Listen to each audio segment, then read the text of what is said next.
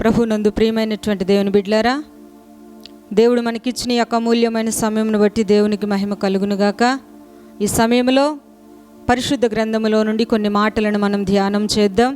యేసుక్రీస్తు ప్రభు వారి యొక్క జన్మదినములో, ఆయన యొక్క భూమి మీదకు వచ్చినటువంటి తరుణములో ఆయన కొంతమందిని ఏర్పాటు చేసుకున్నారు. అవి మనం ప్రతి ఒక్క కూడికలలో మనము నేర్చుకుంటూనే ఉన్నాము. అయితే ఈ రోజున యోసేపు యొక్క జీవితం నుండి, యోసేపు యేసుక్రీస్తు ప్రభు వారి యొక్క జన్మకు ఏ రీతిగా దేవుడు తనను ఉపయోగించుకున్నాడో, ఏ రీతిగా ఆయన క్రీస్తు యొక్క జన్మలో ఆయన పాలిపంపులు పొందినటువంటి విధానమును గూర్చి ఈ సమయంలో మనం ధ్యానం చేసుకుందాం. హల్లెలూయా. ప్రభునందు ప్రియమైనటువంటి దేవుని బిడ్డలారా, యేసుక్రీస్తు ప్రభు వారు జన్మించినటువంటి, తనకు తల్లిగా ఏర్పాటు చేసుకున్నటువంటి కన్య మరియకు ప్రదానము చేయబడినటువంటి యోసేపును గురించి ఈ సమయంలో మనం ధ్యానం చేసుకుందాం. మత్తయి సువార్త 1వ అధ్యాయము 18 నుండి 25 వచనముల వరకు మనము చూసినట్లుగైతే, యేసుక్రీస్తు జనన విధం ఎట్లనగా, ఆయన తల్లి అయిన మరియా యోసేపునకు ప్రదానము చేయబడిన తరువాత వారేకము కాకమునుపు ఆమె పరిశుద్ధాత్మ వలన గర్భవతిగా ఉండెను. ఆమె భర్త అయిన యోసేపు నీతిమంతుడై ఉండి ఆమెను అవమానపరచనొల్లక రహస్యముగా ఆమెను విడనాడ ఉద్దేశించెను. దేవునికి స్తోత్రం. హల్లెలూయా. ప్రభునందు ప్రియమైనటువంటి దేవుని బిడ్డలారా, ఇక్కడ కన్య మరియకు ప్రదానము చేయబడినటువంటి యోసేపును గురించి వ్రాయబడింది. అయితే ఈ యొక్క యోసేపు యొక్క జీవితంలో కొన్ని ఆత్మీయమైనటువంటి పాఠములను ఈ సమయంలో మనం జ్ఞాపకం చేసుకుందాం. పరిశుద్ధ వాక్యములో నుండి మనం నేర్చుకుందాం. అయితే ప్రభునందు ప్రియమైనటువంటి దేవుని బిడ్డలారా, ఈ యొక్క యోసేపు అనబడినటువంటి మాటకు అభివృద్ధి అని అర్థము.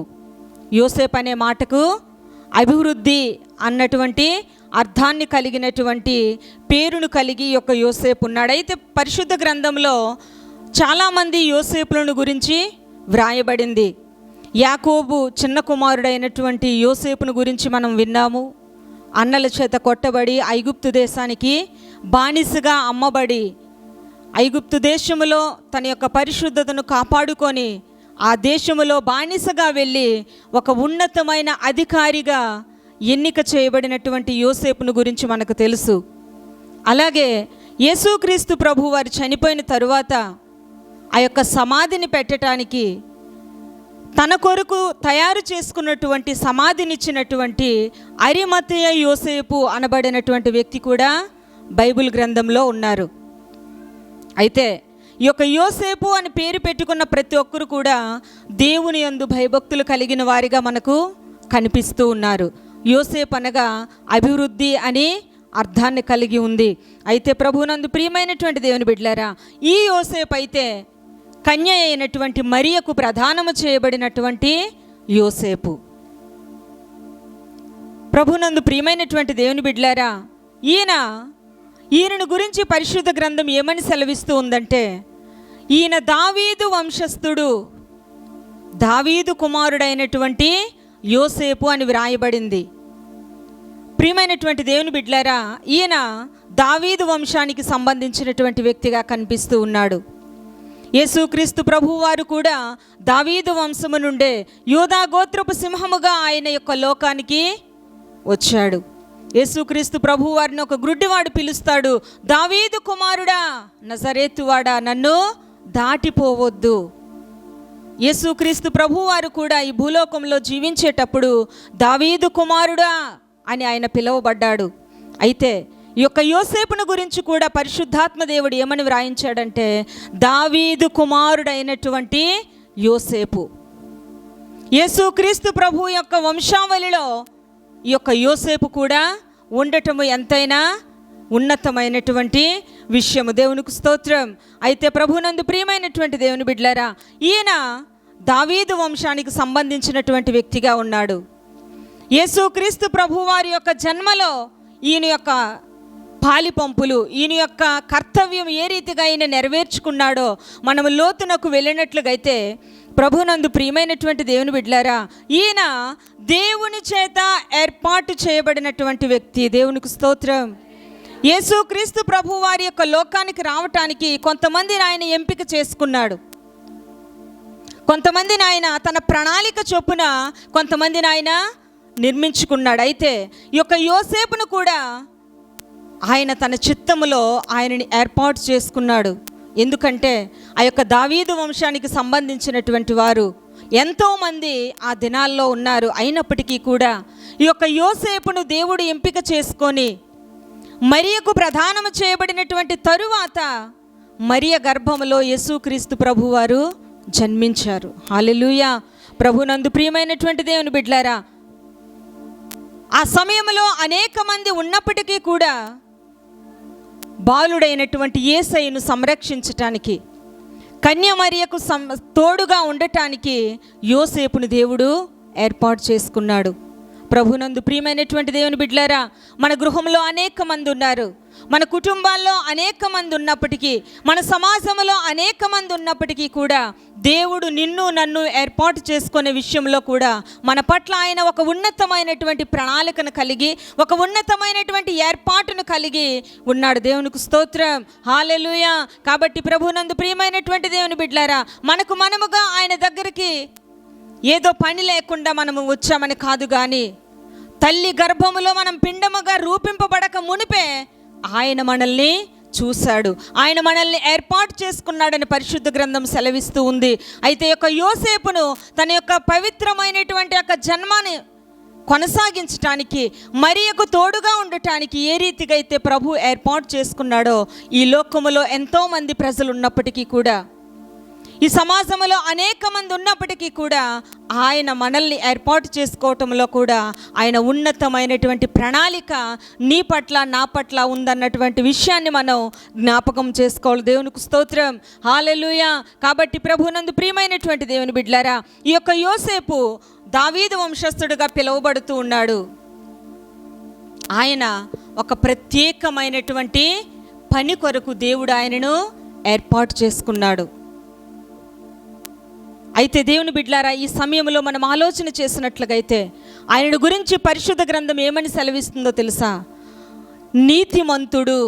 యోసేపును గురించి బైబిల్ ఏమని చెప్తూ ఉందంటే ఆయన నీతిమంతుడని వ్రాయబడింది. యోసేపును గురించి పరిశుద్ధాత్మ దేవుడు బైబిల్లో ఏమని వ్రాయించాడంటే నీతిమంతుడైనటువంటి యోసేపు. దేవునికి స్తోత్రం. హల్లెలూయా. ప్రభునందు ప్రియమైనటువంటి దేవుని బిడ్డలారా, నీతిమంతుడు ఒక్కడునూ లేడు. భూలోకమంతా కూడా ఆయన కనుదృష్టి సంచారము చేసి చూసేటప్పుడంట ఒక్కడు కూడా నీతిమంతుడుగా కనబడలేదని పరిశుద్ధ గ్రంథం సెలవిస్తున్నటువంటి తరుణములో యేసుక్రీస్తు ప్రభు వారి యొక్క దృష్టికి యోసేపు నీతిమంతుడిగా కనిపించాడు. దేవునికి స్తోత్రం. హల్లెలూయా. పరిశుద్ధాత్మ దేవుడు యోసేపును గురించి ఆయన నీతిమంతుడు అని వ్రాయటానికి ఇష్టపడ్డాడంటే యోసేపు ఎంత భయభక్తులు కలిగి, ఎంత పరిశుద్ధమైనటువంటి జీవితాన్ని కలిగి, ఎంత నీతి మార్గాన్ని అనుసరించి ఆయన జీవిస్తూ ఉన్నాడో మనం గమనించగలం. దేవునికి స్తోత్రం. ప్రభునందు ప్రియమైనటువంటి దేవుని బిడ్డలారా, నీతిమంతుడంటే పాపము లేనటువంటి వాడు, పాపపు మార్గాల్లో నడవనటువంటి వాడు, పాపపు క్రియలు తనలోనికి ఆహ్వానించకుండా పరిశుద్ధతను కాపాడుకుంటూ యథార్థతతో జీవిస్తూ సమాజంలో ఒక మంచి పేరు పొందినటువంటి వ్యక్తిగా యోసేపు మనకు కనిపిస్తూ ఉన్నాడు. పరిశుద్ధాత్మ దేవుడు యోసేపును గురించి నీతిమంతుడని సాక్ష్యం ఇస్తూ ఉంది. అయితే మన ప్రభువు కూడా ఆయన నీతిమంతుడుగానే ఉన్నాడు. దేవునికి స్తోత్రం.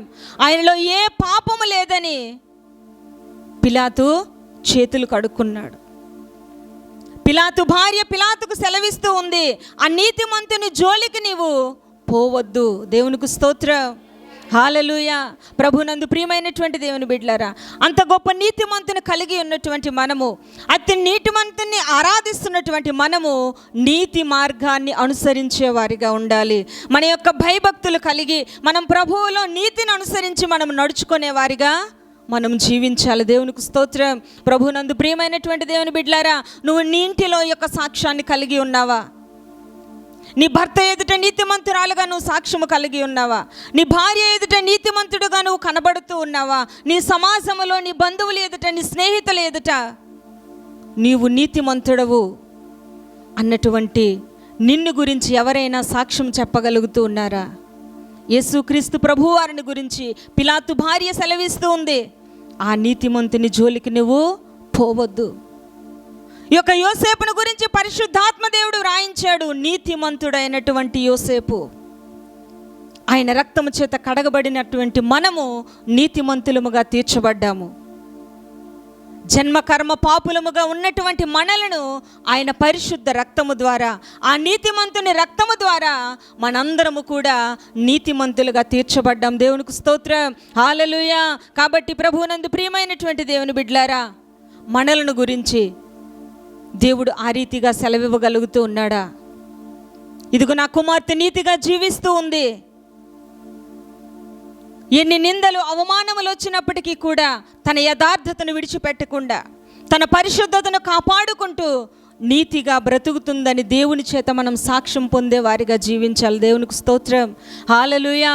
కాబట్టి ప్రభువునందు ప్రియమైనటువంటి దేవుని బిడ్డలారా, మన పరిస్థితులు మారినప్పటికీ కూడా, మన యొక్క స్థితిగతులు తల్లక్రిందులైనప్పటికీ, ప్రతికూలమైనటువంటి వాతావరణాలు మన జీవితంలోనికి అనుకూలించినప్పటికీ కూడా యథార్థతను విడిచిపెట్టకుండా నీతి మార్గమును మనం అనుసరించి నడుచుకునే స్థితిలోనికి మనం వెళ్ళాలి.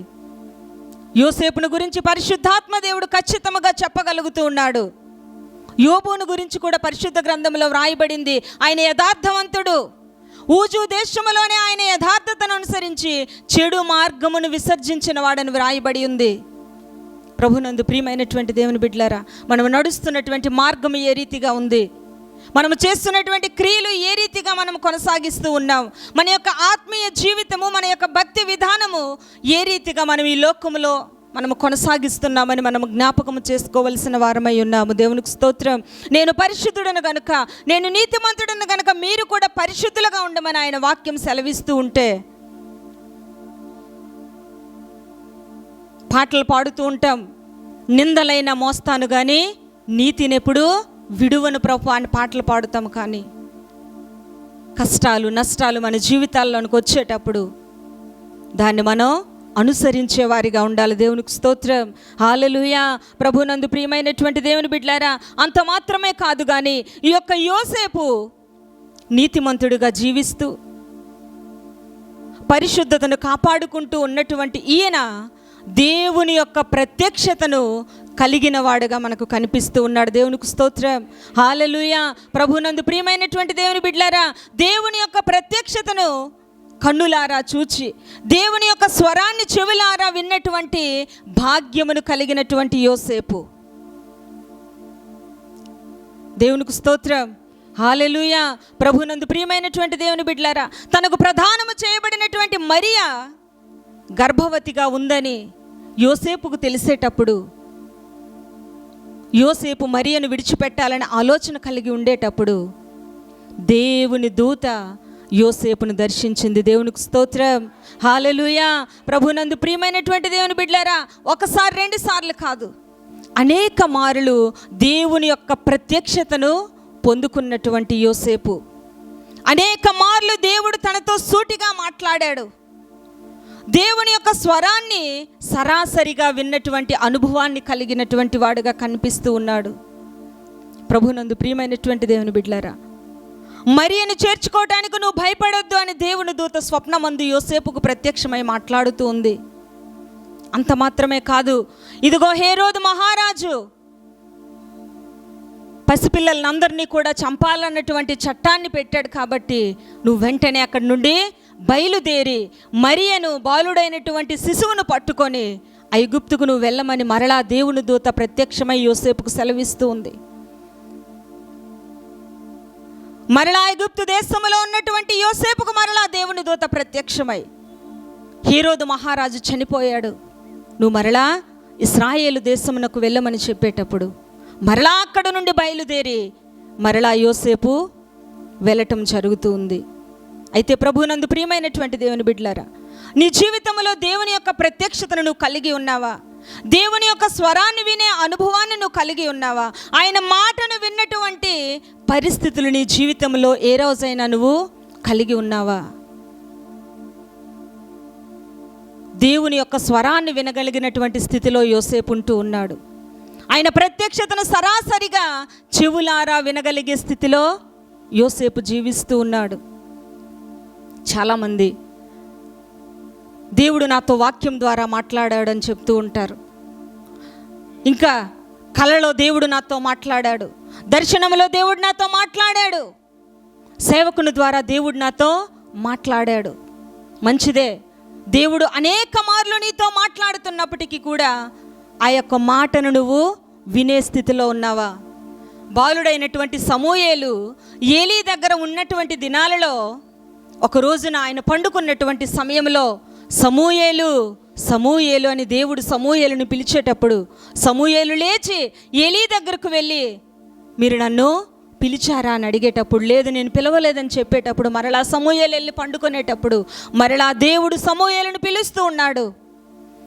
సమూయేలు సమూయేలు అని పిలిచేటప్పుడు మరలా సమూయేలు వెళ్ళి ఏలీ దగ్గరకు వెళ్ళి మీరు నన్ను పిలిచారా అనేటప్పుడు లేదు నేను పిలవలేదని ఏలీ ఆ యొక్క స్వరాన్ని గ్రహించి అయితే మరలా నిన్నెవరైనా పిలిచినట్లుగైతే చిత్తము ప్రభువా నేనున్నాను, నీ దాసుడు ఆలకిస్తున్నాడు, సెలవిమ్మని చెప్పమని ఏలీ సమూయేలుతో చెప్పటం జరుగుతూ ఉంది. మరలా సమూయేలు వెళ్ళి యథావిధిగా పండుకునేటప్పుడు మరలా స్వరము ద్వారా దేవుడు సమూయేలుని పిలుస్తూ ఉన్నాడు. అప్పుడు వెంటనే సమూయేలు ఏమన్నాడో తెలుసా? చిత్తము ప్రభువా నీ దాసుడు ఆలకిస్తున్నాడు, సెలవిమ్ము. దేవునికి స్తోత్రం. దేవుడు మాట్లాడుతున్నప్పటికీ కూడా ఆయన మాటను వినగలిగే స్థితిలో మనం ఉండాలి. యోసేపుకు దేవుడు దర్శనంలో మాట్లాడుతూ ఉన్నాడు. స్వప్నమందు దేవుని దూత యోసేపుతో మాట్లాడుతూ ఉంటే ఆ మాటని వినగలిగే స్థితిలో యోసేపు ఉన్నాడు. దేవునికి స్తోత్రం. దేవుడు అనేక మార్లు నీతో మాట్లాడుతున్నప్పటికీ కూడా, వాక్యము ద్వారా దేవుడు నీతో మాట్లాడుతున్నప్పటికీ, కలల ద్వారా దర్శనముల ద్వారా నీ సేవకుని ద్వారా దేవుడు నీతో మాట్లాడుతున్నప్పటికీ కూడా ఆ మాటను ప్రక్కన పెట్టి మరలా నీ యొక్క జీవితాన్ని కొనసాగిస్తూ ఉన్నావేమో. యోసేపు స్వరాన్ని ఎప్పుడైతే విన్నాడో ఆ యొక్క స్వరానికి విధేయత చూపించాడు. దేవునికి స్తోత్రం. హల్లెలూయా. వినటము ప్రాముఖ్యము కాదు కానీ ఆ మాటకు లోబడటము. బలులు అర్పించుట కంటే మాట వినుట శ్రేష్టము. దేవునికి స్తోత్రం. హల్లెలూయా, హల్లెలూయా. ప్రభునందు ప్రియమైనటువంటి దేవుని బిడ్డలారా, యోసేపు అనేక మార్లు దేవుని యొక్క ప్రత్యక్షతను కలిగి ఉన్నాడు. కలిగి ఉన్న తన ప్రత్యక్షతను తాను పాటించటానికి విధేయత చూపించాడు. దేవుడు ఎన్ని మార్లు నీ జీవితంలో నీకు దర్శనముల ద్వారా, కలల ద్వారా, లేఖనముల ద్వారా, సరాసరిగా నీ దాసుల సేవకుల ద్వారా నీతో మాట్లాడుతున్నప్పటికీ ఆ మాటకు నువ్వు లోబడగలుగుతూ ఉన్నావా? ఆ మాటకు నువ్వు విధేయత చూపగలుగుతూ ఉన్నావా? ఆ మాట వినే యొక్క చెవులను నీవు కలిగి ఉన్నావా? దేవుని వాక్యం సెలవిస్తూ ఉంది. ఆత్మ సంఘములతో చెప్తున్న మాట చెవి గలవాడు, ఏది గలవాడు? చెవి గలవాడు వినుడుగాక. ఎవరు వింటారు? దేవుడు మాట్లాడేటప్పుడు వినగలిగే చెవులు నీకుందా? చెవులు అందరికీ ఉన్నాయి, కానీ దేవుని మాట వినగలిగే చెవులు పరిశుద్ధాత్మ దేవుడు ఎందుకు రాయించాడు? ఆత్మ సంఘములతో చెప్పుచున్న మాట చెవి గలవాడు అంటే అందరూ చెవులు లేకుండా ఉన్నారని కాదు. దేవుని మాట వినగలిగే చెవులు ఎవరికైతే ఉంటాయో వారు మాత్రమే దేవుని మాటను వినగలరు. దేవునికి స్తోత్రం. హల్లెలూయా. ప్రభునందు ప్రియమైనటువంటి దేవుని బిడ్డలారా, దేవుడు తనతో చెప్పిన ప్రతి మాటకు కూడా యోసేపు లోబడ్డాడు. నువ్వు బయలుదేరి ఐగుప్తుకు వెళ్ళమనగానే అక్కడ నుండి బయలుదేరి మరియను బాలుడైనటువంటి యేసయ్యను పట్టుకొని వెళ్ళాడు. మరలా అక్కడ నుండి ఇశ్రాయేలు దేశానికి నువ్వు వెళ్ళమనగానే మరలా అక్కడ నుండి బయలుదేరి వచ్చాడు. చాలాసార్లు మనకు అనుకూలమైనటువంటి మాటలు వచ్చేటప్పుడే దేవుడు నాతో మాట్లాడాడు. మన శక్తికి మించి మనం ఏదైనా చేయాలనుకునేటప్పుడు ఇది ఎవరు మాట్లాడారో తెలీదు. దేవుడు నీతో సూటిగా మాట్లాడుతున్నప్పటికీ కూడా, ఆయన పని కొరకు నిన్ను పిలుస్తున్నప్పటికీ కూడా దాన్ని నువ్వు వినగలిగే స్థితిలో ఉన్నావా? విని విడిచిపెట్టే వారిగా ఉంటూ ఉన్నావా? లేకపోతే ఆ విన్నటువంటి స్వరాన్ని గమనించి ఆ మాటకు నువ్వు లోబడగలుగుతూ ఉన్నావా? అబ్రహాముని దేవుడు పిలిచి నేను నడిపించినటువంటి దేశానికి నువ్వు బయలుదేరు. దేవునికి స్తోత్రం. హల్లెలూయా. చెప్పగానే ఉన్న పాటున తన బంధువులను, తన ఇంటి వారందరినీ కూడా విడిచిపెట్టి అబ్రహాము బయలుదేరాడు. దేవునికి స్తోత్రం. హల్లెలూయా. ప్రభునందు ప్రియమైనటువంటి దేవుని బిడ్డలారా,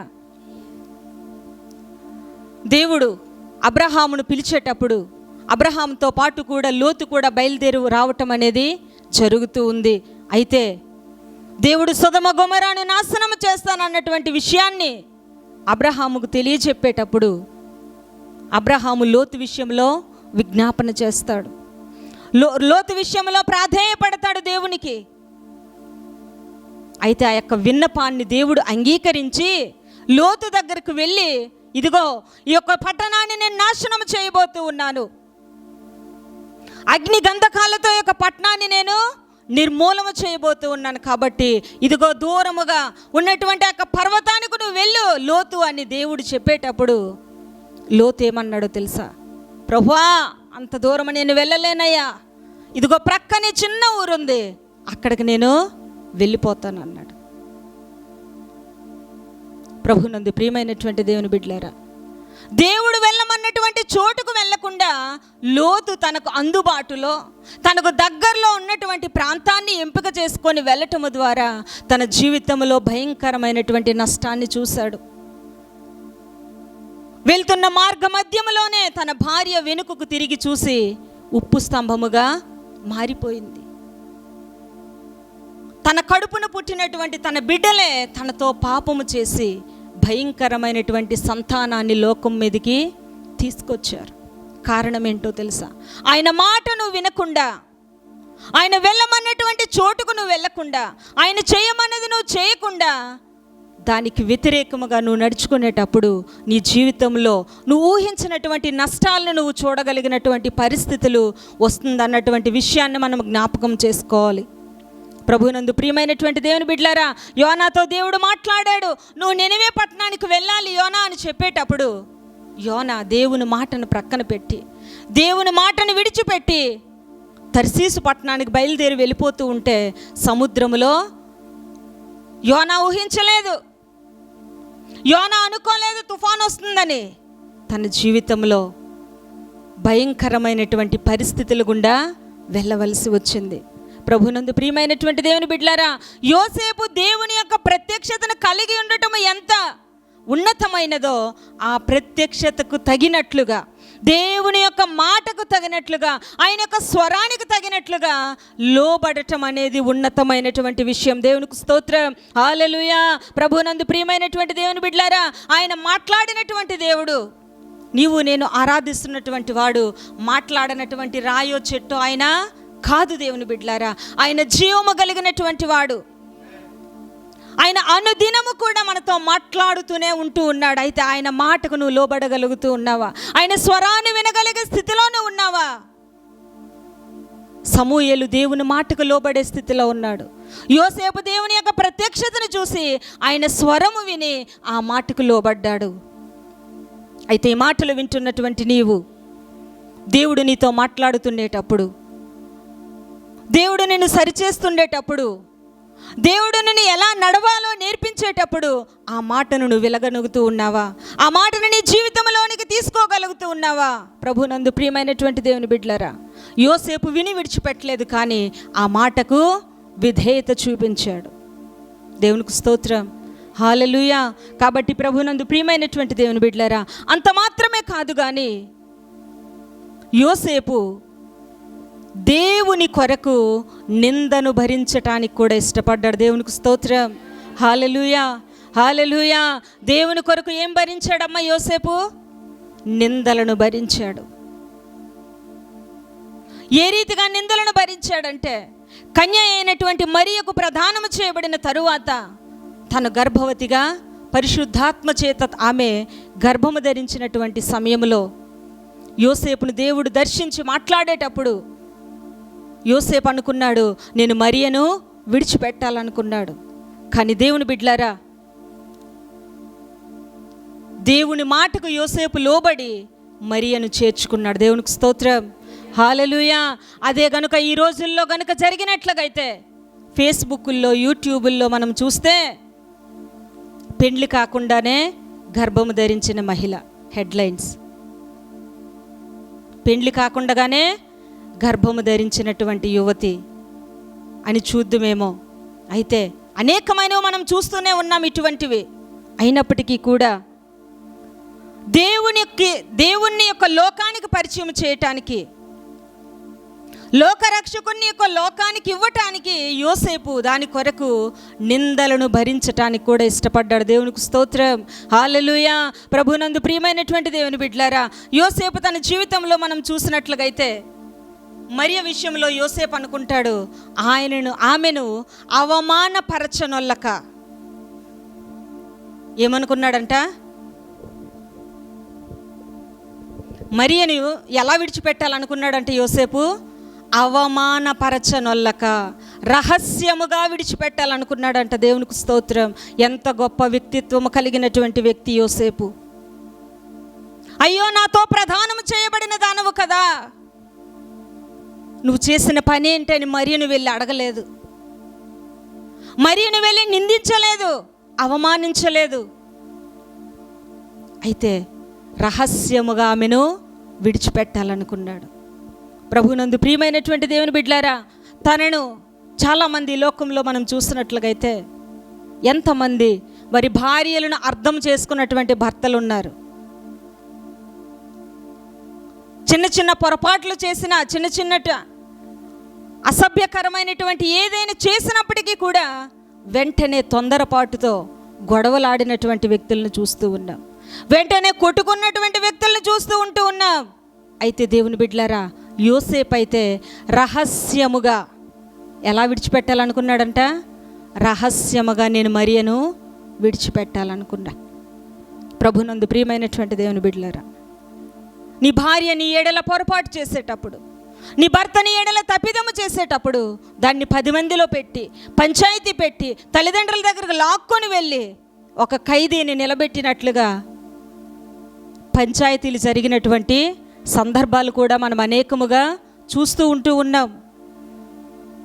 అయ్యో, నాకు భార్యగా రావాల్సిన దానవు కదా, నువ్వేం చేసావని మరియను ఒక మాట కూడా అడగకుండా మరియ విషయంలో ఎంతో ఉన్నతముగా ఆలోచించినటువంటి ఉన్నతమైన వ్యక్తిత్వం కలిగినటువంటి వ్యక్తిగా యోసేపు మనకు కనిపిస్తూ ఉన్నాడు. దేవునికి స్తోత్రం, హల్లెలూయా. ప్రభునందు ప్రియమైనటువంటి దేవుని బిడ్డలారా, ఎంతమంది భార్యలను అర్థం చేసుకున్నటువంటి భర్తలు ఉన్నారు సమాజంలో. వారి తల్లిదండ్రులను విడిచిపెట్టి, వారి బంధుమిత్రులను విడిచిపెట్టి, వారి స్నేహితులను విడిచిపెట్టి కేవలము నిన్ను ప్రేమించి, నువ్వు తనను జీవితాంతము కూడా అర్థము చేసుకొని తనను పోషించి తనను కాపాడుతామన్నటువంటి నమ్మకముతో భార్య నీతో వచ్చేటప్పుడు భార్యను అర్థం చేసుకోగలుగుతూ ఉన్నావా? కష్టాల్లో, సుఖాల్లో, నిందలలో, అవమానాలలో భార్యను అర్థము చేసుకునే వ్యక్తిగా ఉండాలి. దేవునికి స్తోత్రం, హల్లెలూయా. కాబట్టి ప్రభువునందు ప్రియమైనటువంటి దేవుని బిడ్డలారా, చాలామంది చిన్న పొరపాట్లు జరిగిన భార్యను కొట్టినటువంటి వారు ఉన్నారు. ఒక సహోదరి మాతో చెప్పింది, పిల్లలు నీళ్ళు కింద పడేసినప్పటికీ కూడా ఆమెను వచ్చి కొట్టేవాడంట.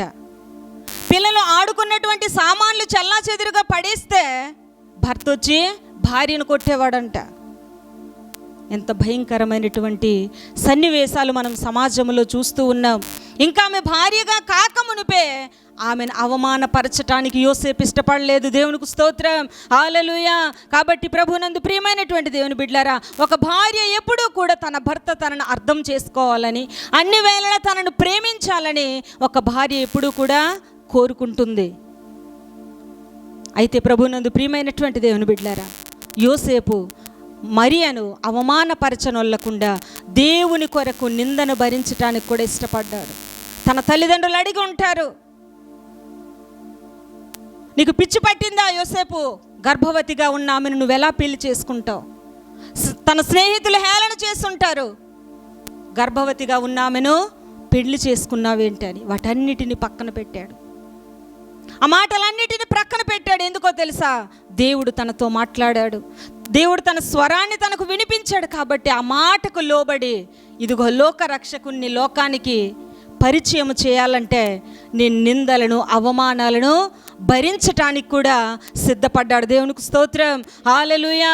ప్రభునందు ప్రియమైనటువంటి దేవుని బిడ్డలారా, దేవుని వాక్యం సెలవిస్తూ ఉంది, నా నిమిత్తము జనులు మిమ్మలను నిందించి దూషించి మీరు సంతోషించి ఆనందించండి. దేవునికి స్తోత్రం, హల్లెలూయా, హల్లెలూయా.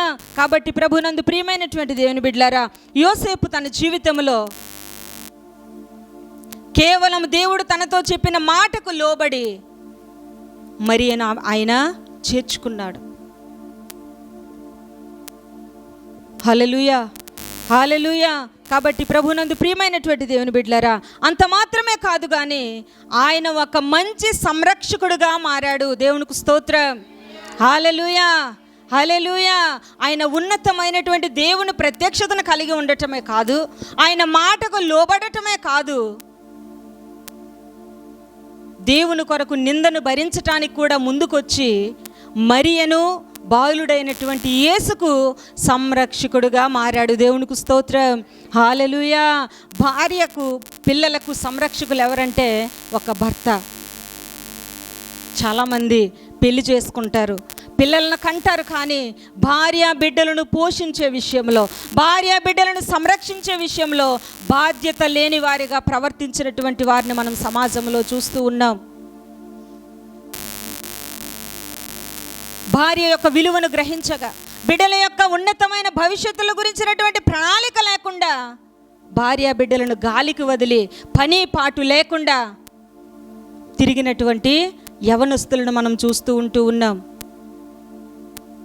అయితే యోసేపు అయితే మరియను తనతో పాటు బాలుడైన యేసును కూడా చేర్చుకొని ఒక మంచి సంరక్షకుడుగా ఉన్నాడు వారితో పాటు. దేవునికి స్తోత్రం, హల్లెలూయా. ప్రభునందు ప్రియమైనటువంటి దేవుని బిడ్డలారా, వారిద్దరిని కూడా తన ప్రయాణాల్లో కావలిగా ఉన్నాడు. ఐగుప్తు దేశానికి తీసుకువెళ్ళటానికి సంరక్షకుడుగా ఉన్నాడు. ఇశ్రాయేలు దేశం తీసుకువెళ్ళటానికి కూడా తోడుగా ఉన్నాడు. అయితే ప్రభునందు ప్రియమైనటువంటి దేవుని బిడ్డలారా, దేవుడు ఎల్లప్పుడూ కూడా మనకు తోడుగా ఆయన ఉండటానికి ఈ లోకానికి వచ్చాడు.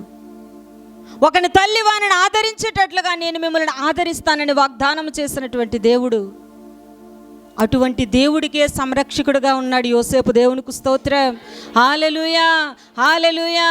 ప్రభునందు ప్రియమైనటువంటి దేవుని బిడ్డలారా, ఈ లోకంలో ఎవరు మనల్ని విడిచిపెట్టినా, భర్త నిన్ను విడిచిపెట్టిన, భార్య నిన్ను విడిచిపెట్టిన, బిడ్డలు నిన్ను వెలివేసిన, నిన్నెల్లప్పుడూ కూడా ఆదరించి ఓదార్చి ఒక తల్లి వలె నిన్ను ప్రేమించగలిగి నీకు సంరక్షించినటువంటి దేవుడు మనకుంటూ ఉండగా, అట్టి దేవునికే ఒక సంరక్షకుడిగా మారాడు యోసేపు. దేవునికి స్తోత్రం, హల్లెలూయా.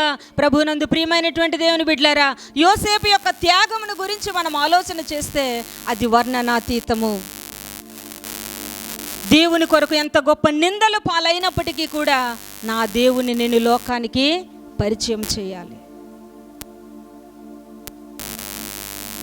నీవు కలిగి ఉన్నటువంటి దేవుని నువ్వు లోకానికి పరిచయం చేయగలుగుతూ ఉన్నావా? మనకి ఎటువంటి శ్రమలు లేవు, నిందలు లేవు, అయినప్పటికీ కూడా యేసును మనం లోకానికి ఇవ్వలేకపోతూ ఉన్నాం. మన జీవితంలో దేవుడు మనకు అన్నీ ఇచ్చినప్పటికీ కూడా, అన్ని సౌకర్యాలు మనము కలిగి ఉన్నప్పటికీ కూడా, మనము కలిగి ఉన్నటువంటి దేవుణ్ణి లోకానికి మనం ఇవ్వలేనటువంటి స్థితిలో ఉన్నాం.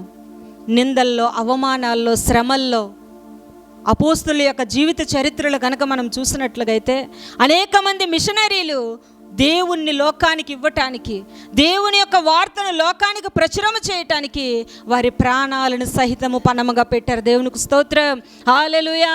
హింసలు పొందారు, రంపాలతో కోయబడ్డారు, హతసాక్షులుగా మారారు. అయితే ప్రభునందు ప్రియమైనటువంటి దేవుని బిడ్డలారా, అంత గొప్ప రక్షకుడిని కలిగి ఉన్నటువంటి మనము, సర్వలోకానికైన రక్షకుడుగా ఈ యొక్క లోకానికి వచ్చినటువంటి ఆయనను ఈ లోకానికి నువ్వు పరిచయం చేయగలుగుతూ ఉన్నావా? నీ ఇంటి వారికి నువ్వు చెప్పగలుగుతూ ఉన్నావా?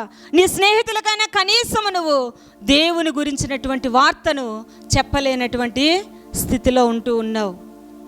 అయితే ఈ సమయంలో మనం ఆలోచన చేస్తున్నట్లుగైతే యోసేపు లోకానికి లోకరక్షకుణ్ణి పరిచయం చేయటానికి తన జీవితంలో భయంకరమైనటువంటి నిందల గుండా ప్రయాణం చేసినప్పటికీ కూడా మరియను యేసును సంరక్షించి ఒక మంచి సంరక్షకుడిగా పరిశుద్ధ గ్రంథములో ఆయన పేరు వ్రాయబడే యోగ్యతను కలిగి ఉన్నాడు. దేవునికి స్తోత్రం, హల్లెలూయా. కాబట్టి ప్రభునందు ప్రియమైనటువంటి దేవుని బిడ్డలారా, అట్టి ధన్యకరమైనటువంటి జీవితాల గుండా మనము కూడా వెళ్తూ ఈ యొక్క లోకానికి మనము కలిగి ఉన్నటువంటి రక్షకుణ్ణి పరిచయం చేస్తూ మనం ముందుకు కొనసాగుదాం.